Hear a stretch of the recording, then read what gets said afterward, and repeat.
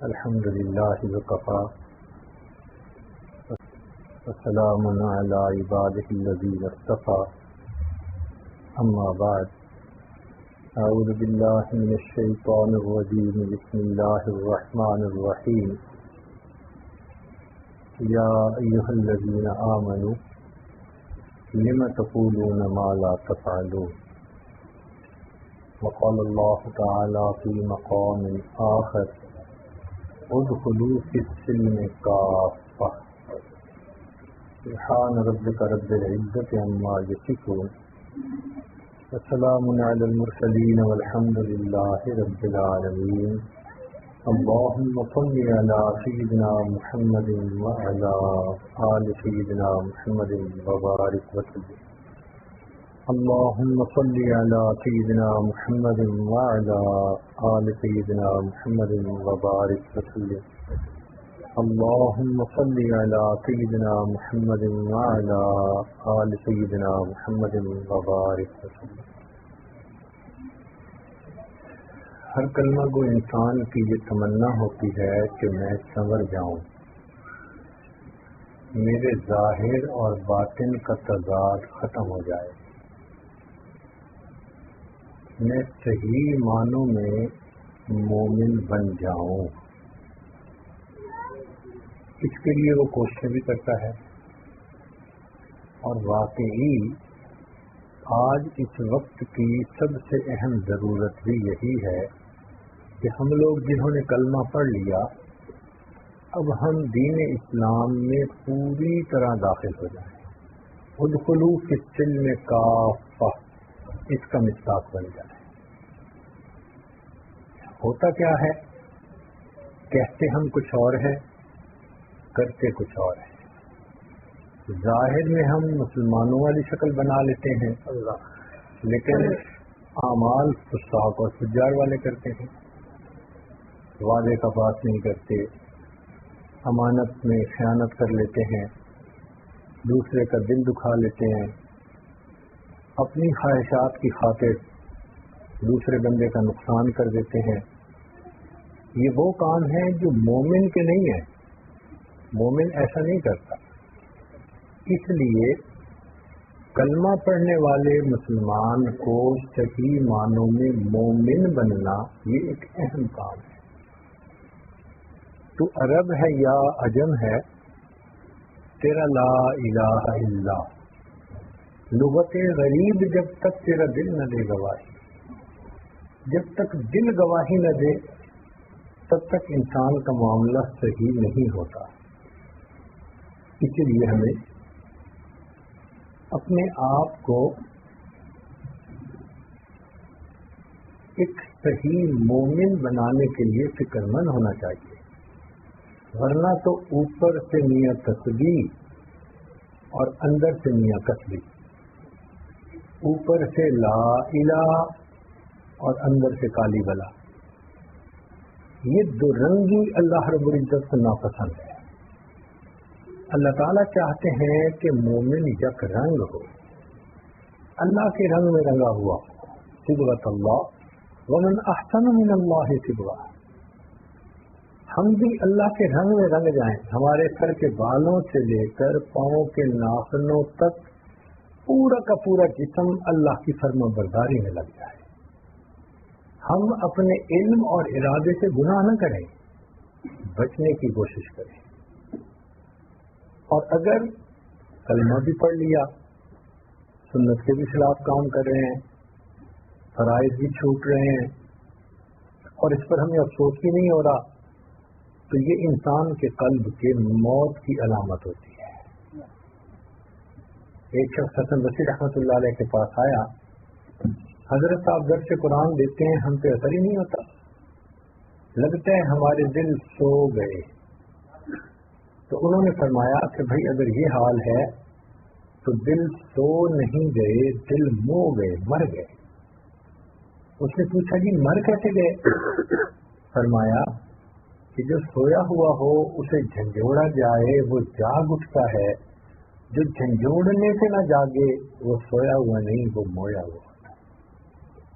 اللہ کا قرآن سنایا جائے اور بندے کے دل پہ اثر نہ ہو، یہ تو دل کے موت کی علامت ہے. تو ہمیں اس کے لیے فکرمند ہونا چاہیے کہ ہم 100% شریعت کے مطابق زندگی گزارنے والے بن جائیں. آج ہمارا حال یہ ہے کہ جس کام کو ہم نہ کرنا چاہیں اس کام کے لیے کہتے ہیں انشاءاللہ ہم کریں گے. وہ انشاءاللہ ہم کیا اسی لیے رہے ہوتے ہیں کہ اندر سے کرنے کی نیت نہیں ہوتی. مجھے حیرت اس بات پر ہوئی کہ ایک ملک میں سفر کرتے ہوئے کسی کافر نے کوئی بات کی تو ایک ساتھی نے کہہ دیا انشاءاللہ. تو وہ کافر پوچھنے لگا کہ تم انشاءاللہ کس لیے کہہ رہے ہو, کرنا چاہتے ہو یا نہیں کرنا چاہتے؟ یعنی ہمارے اس انشاءاللہ پر کافر کو بھی اب یقین نہیں آتا. وہ بھی سمجھتا ہے کہ یہ سرخانے کے لیے کہہ رہے ہیں. مومن کا تو حال ایسے نہیں ہوتا. مومن کی تو زبان سے نکلے ہوئے بات پر یقین آ جانا چاہیے اگلے بندے کو. آج ہر سال لاکھوں انسان حج پر جاتے ہیں, کبھی 50 لاکھ کبھی 60 لاکھ. اگر اتنے بندے صحیح مومن بن کے واپس آ جائیں تو دنیا میں انقلاب آ جائے. لیکن ہم حج بھی کر کے آتے ہیں, بدل کے بھی نہیں آتے. کعبہ بھی گئے پر نہ گیا عشق بتوں کا, کعبہ بھی گئے پر نہ گیا عشق بتوں کا, زمزم بھی پیا پر نہ بجھی آگ جگر کی. تو بیت اللہ دیکھ کے بھی آتے ہیں مگر دل کا حال وہی ہوتا ہے. ہم بدلتے نہیں ہیں. مومن کو یہ فکر ہونی چاہیے کہ میرا دل سنور جائے, میرے حالات اچھے ہوں, میرے اعمال اللہ کو پسند آ جائیں, میں ایسا بن جاؤں کہ اللہ کا مقبول بندہ ہو جاؤں اور درنگی میرے اندر سے ختم ہو جائے. اس کے لیے کہ ہماری زندگی شریعت کے مطابق بنے, دو بہت آسان اصول ہیں. کون کون سے؟ پہلا اصول تو یہ کہ ہر بندہ اپنی زندگی میں 10-15 کام ایسے ہیں جو بار بار کرتا ہے. 10-15 کام ایسے ہیں جو بار بار کرتا ہے, ہر روز کرتے ہیں. مثال کے طور پر کھانا دن میں کئی مرتبہ کھاتے ہیں, پینا کئی مرتبہ دن میں پیتے ہیں, وضو کرنا ایک دن میں کئی مرتبہ وضو کرتے ہیں, بیت الخلاء جانا دن میں کئی مرتبہ اس کی ضرورت پیش آتی ہے, نماز پڑھنا دن میں کئی مرتبہ یہ عمل ہوتا ہے, گھر سے نکلنا اور گھر میں داخل ہونا واپس دن میں کئی مرتبہ ہوتا ہے, غسل کرنا, نہانا ہر روز انسان کا معمول ہوتا ہے کئی لوگوں کا, کپڑے بدلنا ہر روز ہم میلے کپڑے اتارتے ہیں اور صاف کپڑے بدلتے ہیں. سونا اور جاگنا یہ بھی روزانہ ہوتا ہے. ملنا ملانا دوستوں سے یہ بھی روز ہوتا ہے. اہل خانہ کے ساتھ کچھ وقت گزارنا یہ بھی روز ہوتا ہے. تو آپ اگر گنیں تو 10 سے 15 کام ایسے ہیں جو ہم روزانہ کرتے ہیں. ان کاموں کو آپ سنت کے مطابق بنائیں.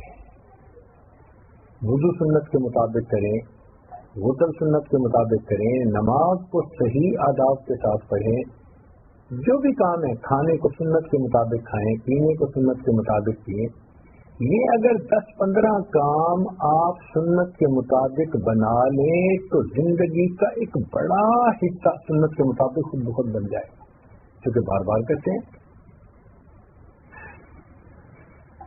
ڈھونڈ ڈھونڈ کے ان اعمال کو سنت کے مطابق کریں, مستحبات کی رعایت کے ساتھ, ہر چیز آداب کے ساتھ. تو اگر ان 10-15 کاموں کو ہم سنت کے مطابق بنا لیں تو آپ دیکھیں کہ ہمارے دن کا اکثر حصہ سنت کے مطابق گزرے گا.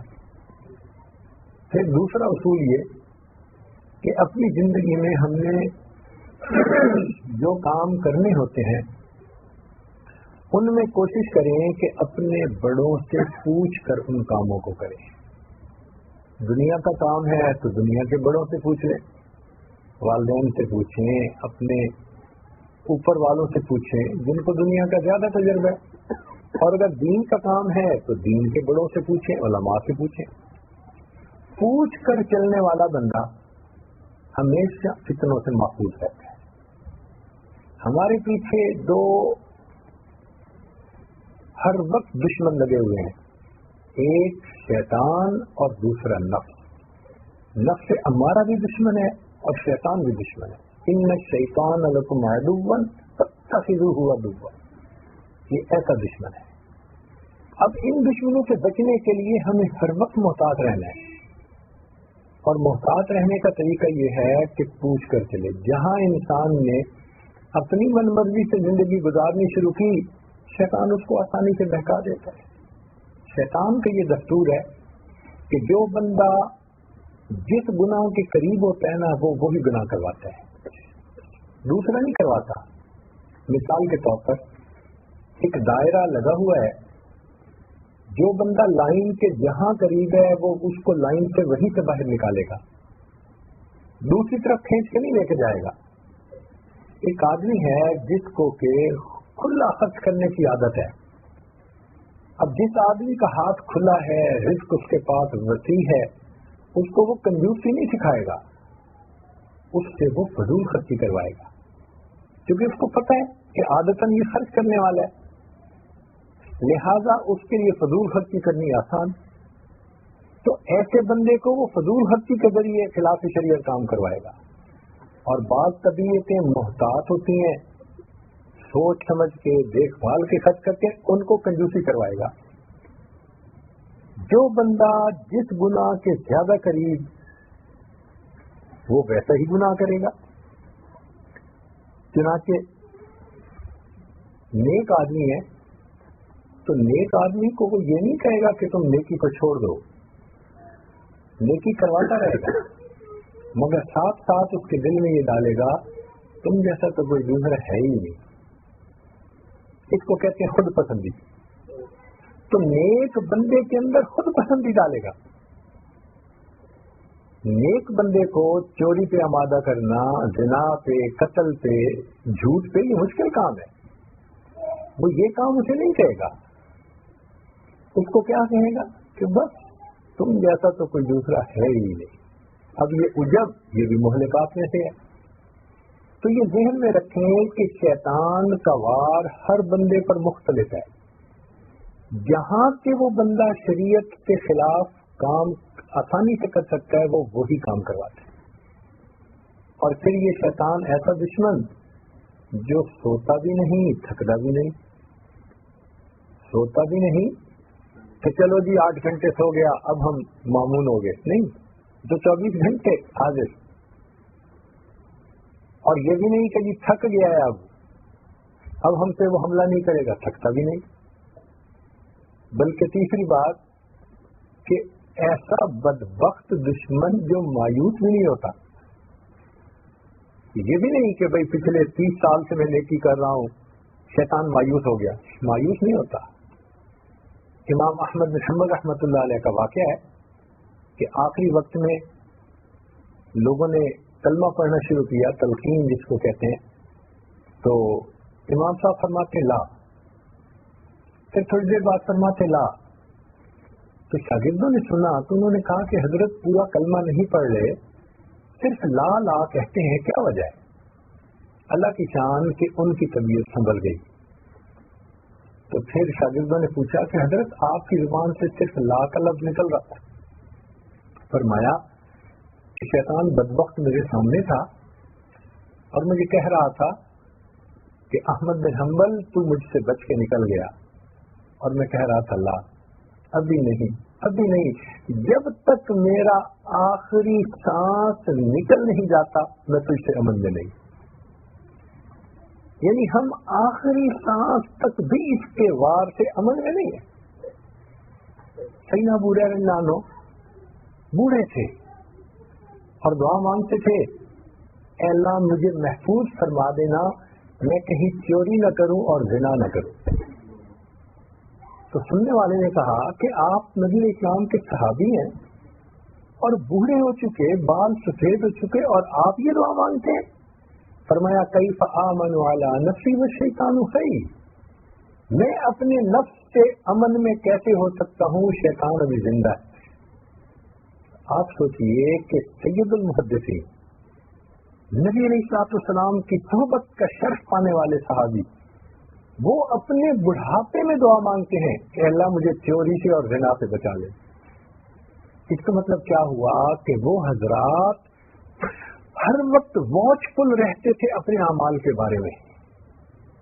جہاں انسان غافل ہوا وہی شیطان نے اس کے اوپر اپنا داؤ ڈال دیا، وار کر دیا.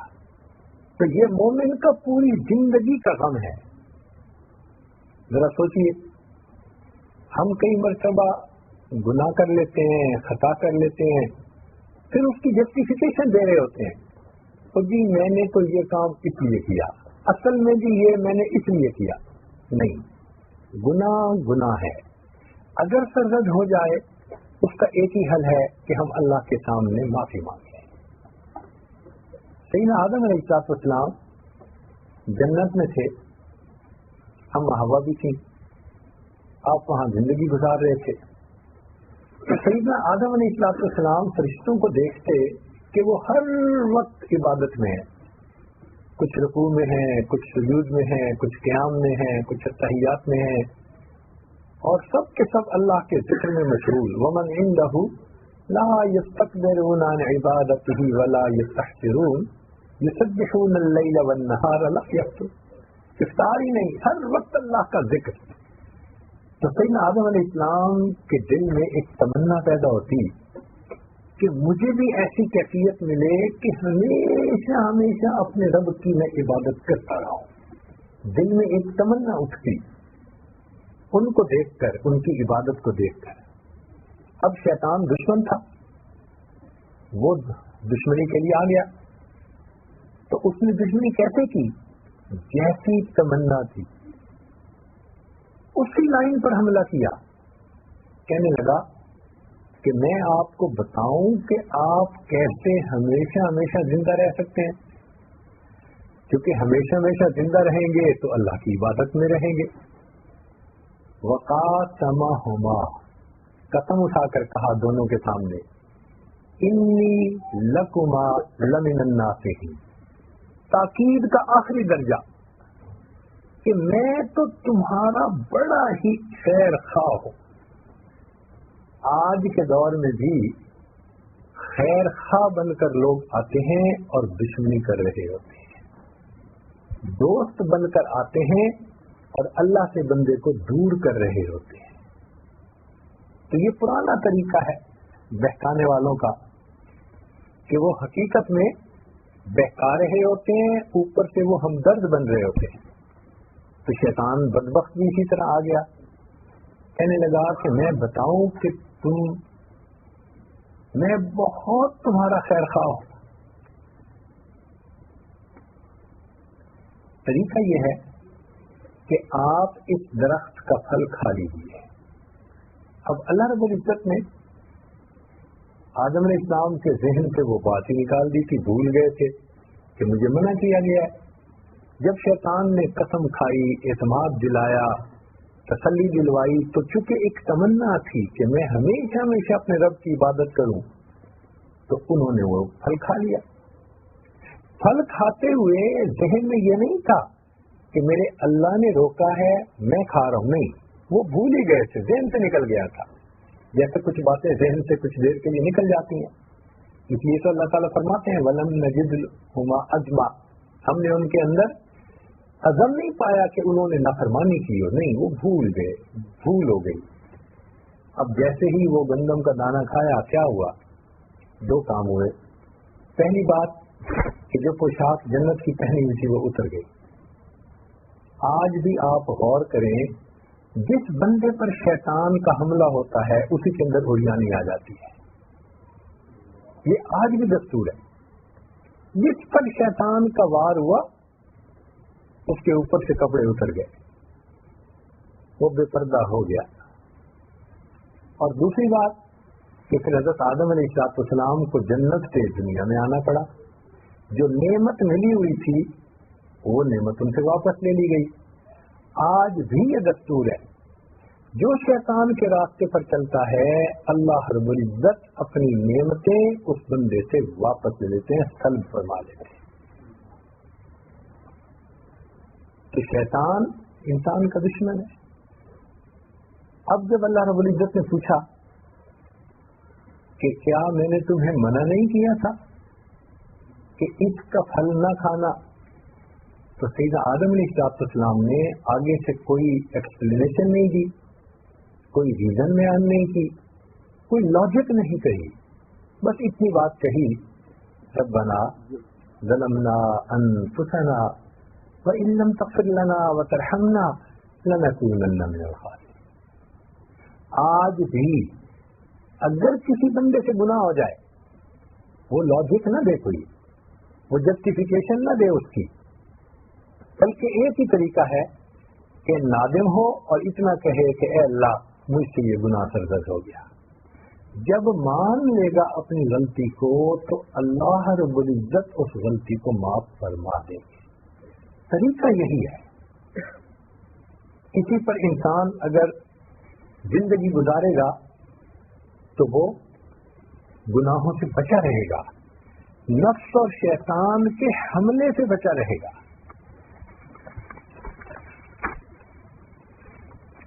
چنانچہ کچھ باتیں ایسی ہیں ہمارے بزرگوں نے بتائیں جو لوہے کی لکیر کی مانند ہیں، پکی باتیں، تھم رول. ان میں سے ایک بات، جو شخص اپنے عیوب پر نظر رکھتا ہے اسے دوسروں کے عیب دیکھنے کی فرصت نہیں ہوتی. جو شخص اپنے عیوب پر نظر رکھتا ہے اس کے پاس فرصت ہی نہیں کہ وہ لوگوں کے عیب دیکھے. لوگوں کے عیب وہی دیکھتا ہے جس کی اپنے پر نظر نہیں ہوتی. نہ کہ اپنی برائیوں کی جو خبر رہ دیکھتے اوروں کے عیب و ہنر، پڑی اپنی برائیوں پہ جو نظر تو نگاہ میں کوئی برا نہ رہا.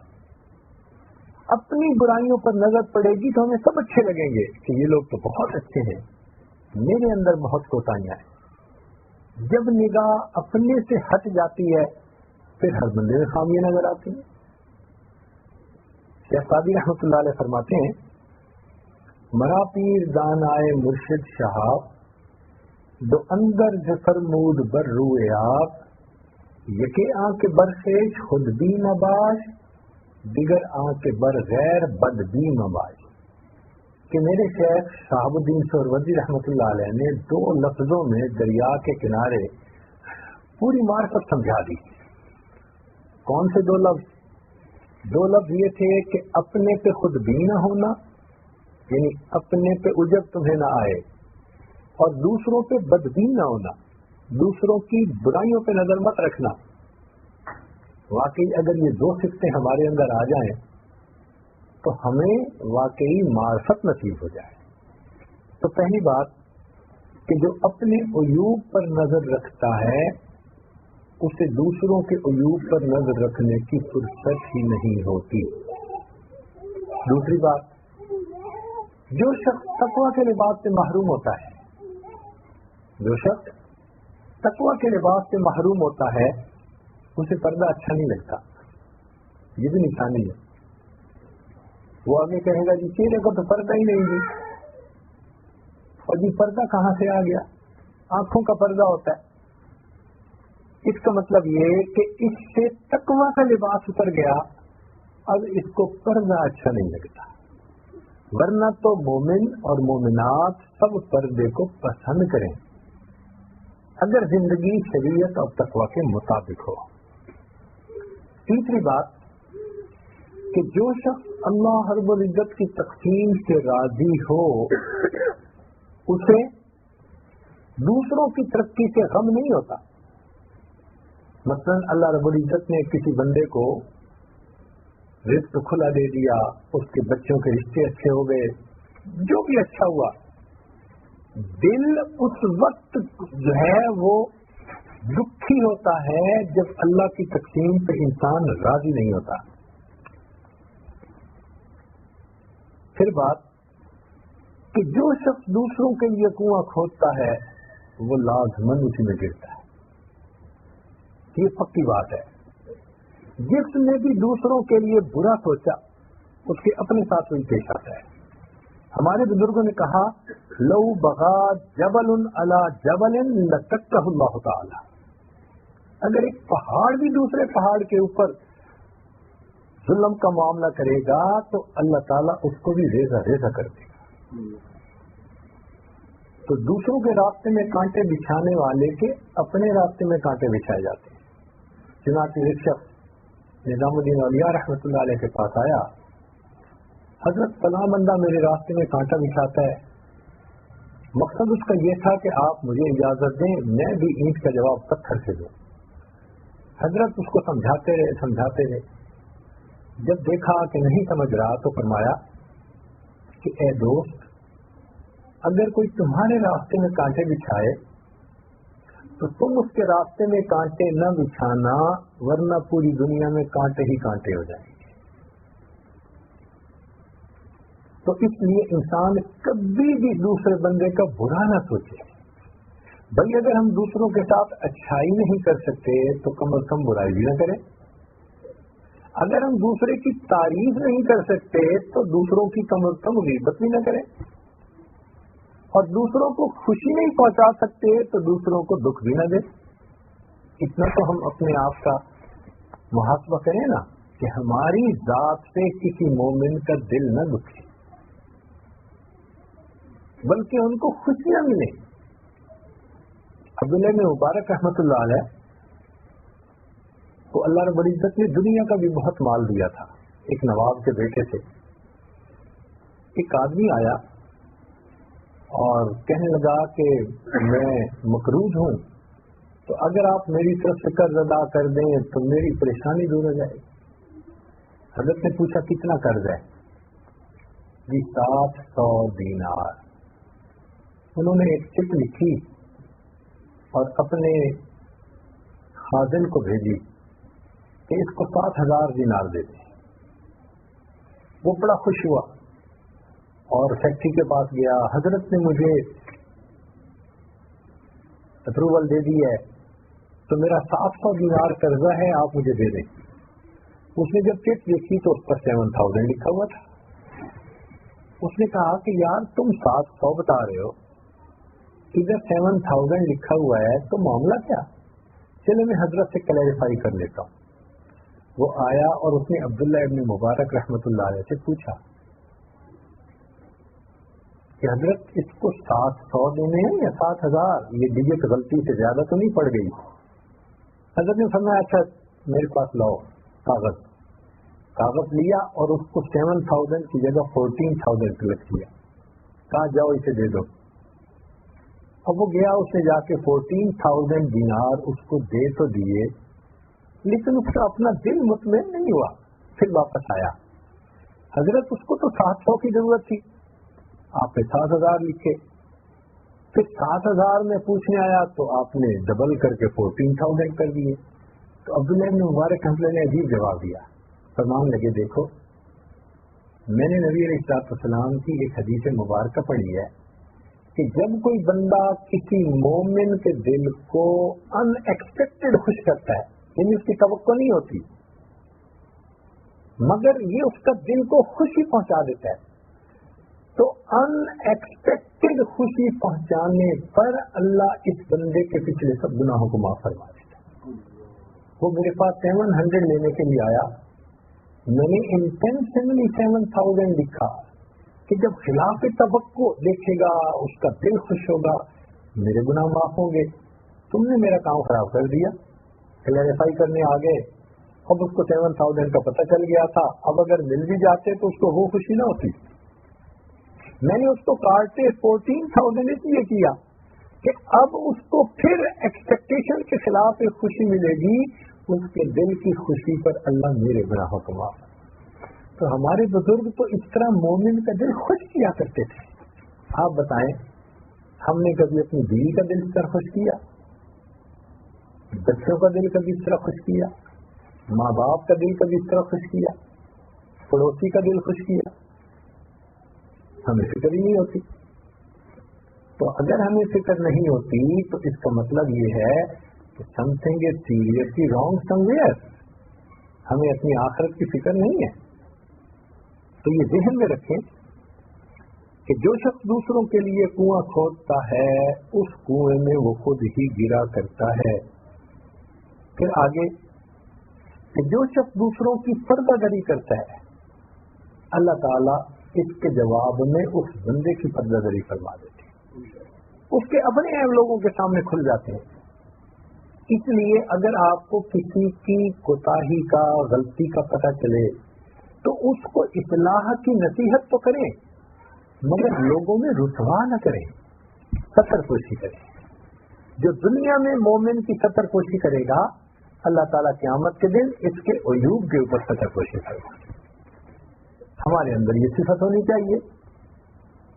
اور آج تو ہم نے دیکھا بعض گھروں میں خاوند بیوی کی مسٹیکس ڈھونڈنے میں لگا ہوتا ہے اور بیوی نے خاوند کی مسٹیکس کے اوپر زوم کیا ہوا ہوتا ہے اپنے آپ کو.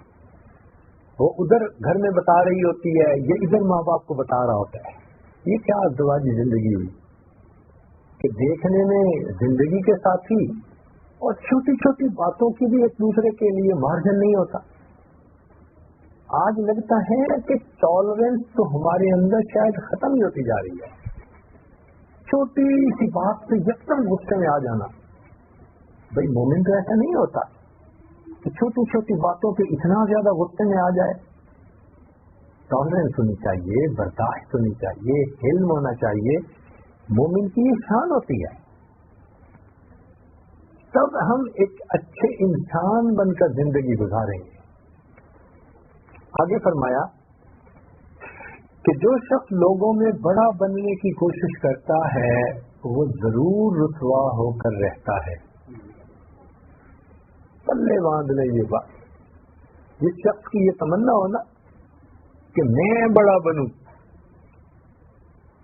اور اس کے لیے وہ دکھاوا کر رہا ہے اور دکھاوے والے اعمال کر رہا ہے، جو مرضی کر رہا ہے، اس کو اللہ تعالیٰ نیچے کرتے ہیں.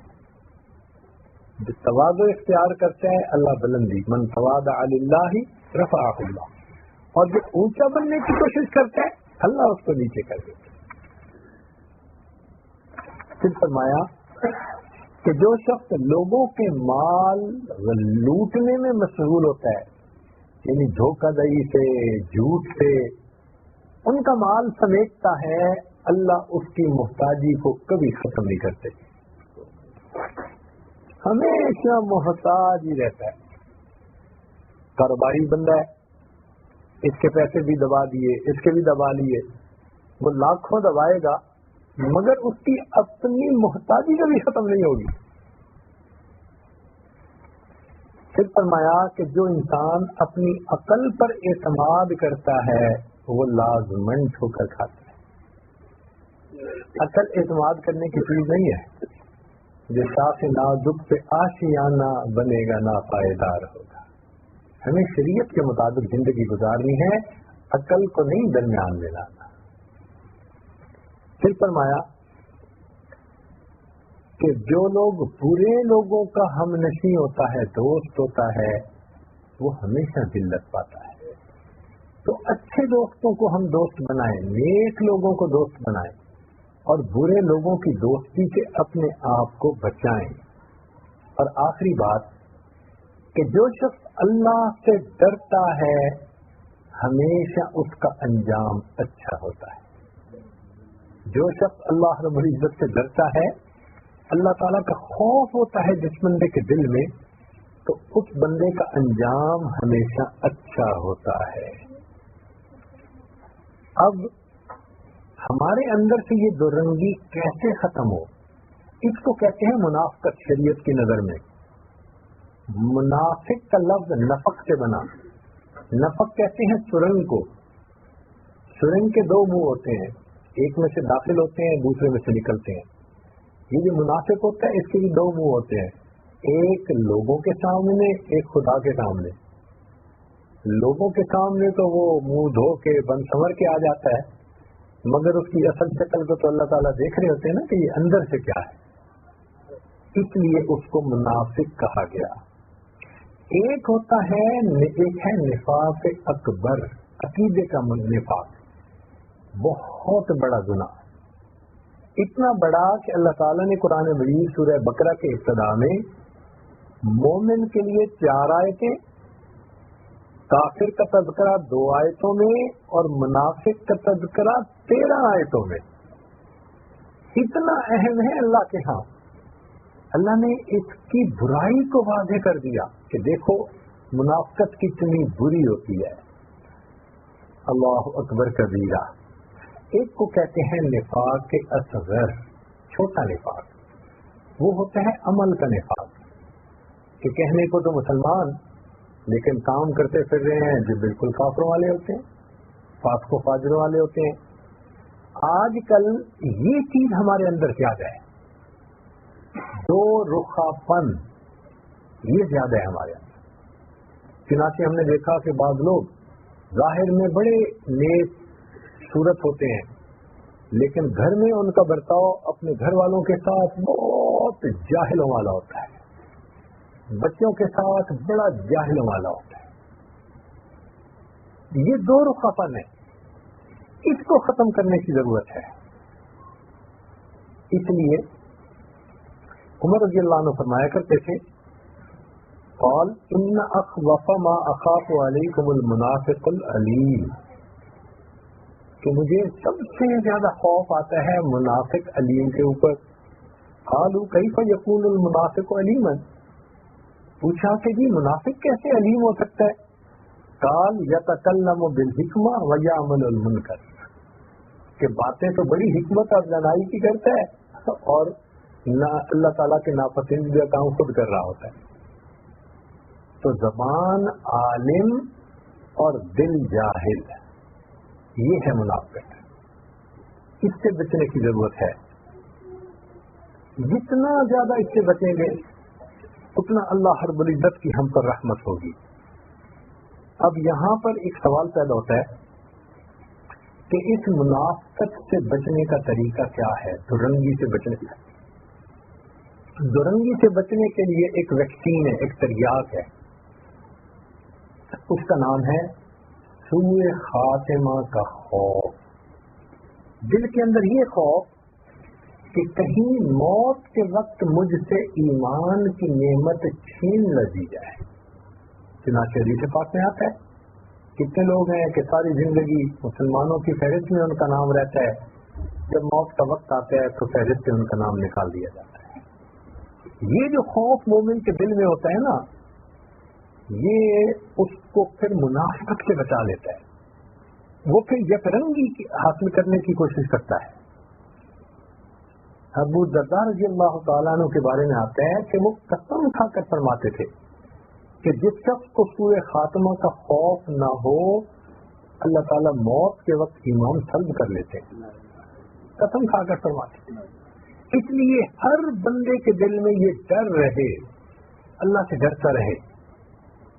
آپ امین مکر اللہ، کیا یہ اللہ کی تدبیر سے امن میں آ گئے؟ اللہ اکبر کبیر.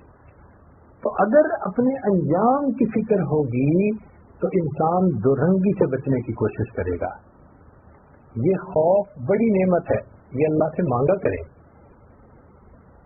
اس لیے دعا بھی ہے، اللہم انی اسألک من خشیتک ما تحول به بینی و بین معصیتی.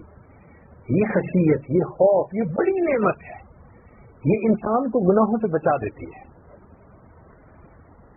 حزن ہو، بات ذرا توجہ سے سنیے گا، حزن ہو تو کھانا پینا ختم ہو جاتا ہے، چھوٹ جاتا ہے. کاروباری بندے کو نقصان ہو گیا، روٹی نہیں کھاتا. ایک شاگرد امتحان میں فیل ہو گیا، روٹی نہیں کھاتا. بیوی سے خاوند ناراض ہو گیا، روٹی نہیں کھاتی، جی میرا دل ہی نہیں کرتا. بچہ فوت ہو گیا، کھانا نہیں کھاتے، جی دل ہی نہیں کرتا. تو جب دل غمگین ہوتا ہے، حزن ہوتا ہے، تو کھانا پینا نہیں چھوٹ جاتا ہے. اور جب انسان کے دل میں اللہ کا خوف ہوتا ہے تو بندے سے گناہ چھوٹ جاتے ہیں. اس لیے یہ خوف بڑی نعمت ہے کہ انسان گناہوں سے الگ ہو جاتا ہے، چھوڑ دیتا ہے. ہم کیوں نہیں سانپ کو ہاتھ لگاتے؟ نرم بھی ہوتا ہے، خوبصورت بھی ہوتا ہے، ملائم ہوتا ہے. خوف ہوتا ہے، ہاتھ لگائیں گے یہ کاٹے گا، مر جائیں گے، قریب بھی نہیں جاتے. اسی طرح گناہ دیکھنے میں خوبصورت ہوگا، آسان ہوگا، مگر خوف ہوگا نا کہ اس کے کرنے سے اللہ ناراض ہوں گے، پھر ہم بالکل قریب نہیں جائیں گے. اس لیے یہ خوف اللہ سے مانگنا چاہیے. چنانچہ ایک نقطے کی بات ذرا ذہن میں رکھیں کہ جاہل کو اگر یہ خوف نصیب ہو جائے تو اس کو علم کی تلاش ہو جاتی ہے. جاہل کو اگر یہ خوف نصیب ہو جائے تو اس کا اثر کیا ہوتا ہے؟ اس میں علم کی تلاش آ جاتی ہے. اور اگر عالم کو یہ خوف نصیب ہو جائے تو اس کے اندر انقطاع عن المخلوق کی حسرت آ جاتی ہے. وتبتل الیہ تبتیلا، اس کے اندر یہ صفت آ جاتی ہے کہ بس میں اللہ سے جڑ جاؤں. اور اگر عمل کرنے والے کو یہ خوف نصیب ہو جائے تو اس کو اخلاص کی فکر لگ جاتی ہے. اس لیے یہ خوف بڑی نعمت ہے. اسی بات کو ذرا میں دوسرے لفظوں میں بیان کر کے اپنی بات کو سمیٹتا ہوں. توجہ فرمائیے گا. جسم کی بقا روح سے ہے. اگر روح نہ رہے تو جسم باقی نہیں رہتا. جسم کی بقا روح سے ہے. اسی طرح علم کی بقا عمل سے ہے. ایک عمل نہ ہو تو علم رخصت ہو جاتا ہے.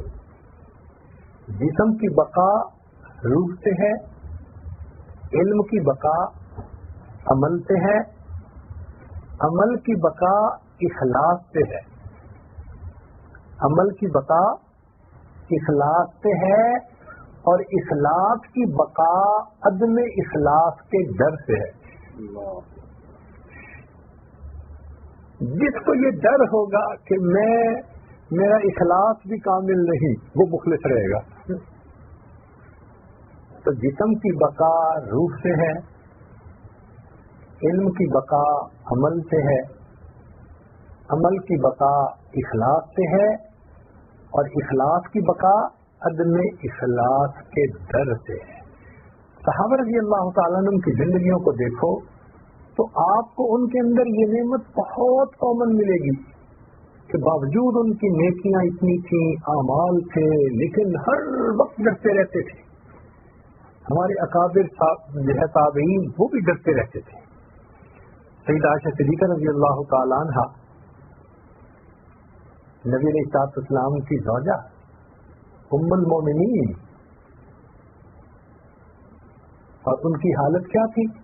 پوری رات یہ آیت پڑھتی رہی وَبَدَا لَهُم مِّنَ اللَّهِ مَا لَمْ يَكُونُوا يَحْتَسِبُونَ. پوری رات روتی رہی. ڈر تھا، پتہ نہیں کیا معاملہ پیش آیا. سفیان ثوری رحمۃ اللہ علیہ رو رہے تھے تو دوست نے کہا کہ کیوں رو رہے ہیں، کوئی گناہ ہو گیا؟ تو ان کے سامنے گندم کا دانہ پڑا تھا زمین پر. وہ گندم کا دانہ اٹھا کر کہا کہ اللہ کی قسم، میں نے ارادے کے ساتھ اللہ کی اتنی بھی نافرمانی نہیں کی جتنا یہ گندم کا دانہ ہے. رو اس لیے رہا ہوں کہ اللہ نے جو ایمان کی نعمت اب دی ہوئی ہے کہیں موت کے وقت مجھ سے واپس نہ لے لی جائے. ڈر ہوتا تھا. ایسا ڈر، ایسا خوف اگر دل میں رہے گا تو پھر بندہ مخلص رہے گا. اب ذرا سنیے کہ ہمارے اکابرین کے دلوں میں یہ عدم اخلاص کا ڈر کتنا تھا. سیدنا عمر رضی اللہ تعالیٰ عنہ ایک مرتبہ سفر پر گئے. ایک جگہ درخت کے نیچے جا کر سوئے. جب اٹھے تو ایک بندہ آیا اور اس نے آپ کو کہا کہ جی آپ مجھے امان نامہ لکھ کر دے دیں. آپ نے پوچھا کیا؟ اس نے کہا یہی لکھ کے دیں کہ اگر آپ کبھی بادشاہ بنے تو مجھے امن ہوگی. آپ نے کہا کیا باتیں کر رہے ہو؟ میں کہاں بادشاہ، میں تو مکہ مکرمہ کے ایک متوسط گھرانے کا ایک فرد ہوں، میں تو بادشاہ نہیں ہوں. اس نے کہا لکھنے میں کیا حرج ہے، آپ لکھ لیں.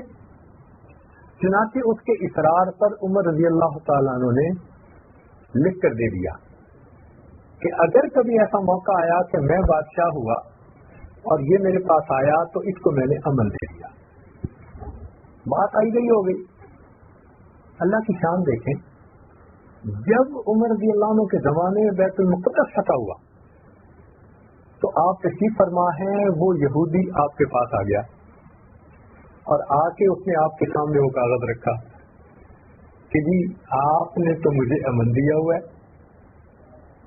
ہاں مجھے یاد تو آیا، لیکن تم نے یہ مجھ سے کیسے تحریر لکھوائی؟ اس نے کہا میں تورات کا عالم ہوں، اور تورات کے اندر جیسے نبی علیہ السلام کی نشانیاں بتائی گئیں، اللہ رب العزت نے اپنے محبوب کے جو 4 خلفائے راشدین ہوں گے ان کی بھی نشانیاں لکھی ہوئی تھی۔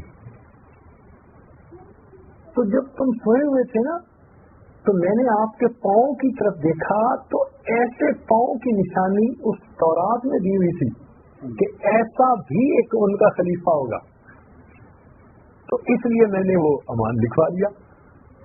تو اتنی شان اللہ نے دی کہ ان کی نشانیاں تورات کے اندر بیان ہوئی۔ اللہ اکبر۔ نبی علیہ السلام نے فرمایا عمر جس راستے سے گزرتا ہے شیطان اس راستے کو چھوڑ دیتا ہے۔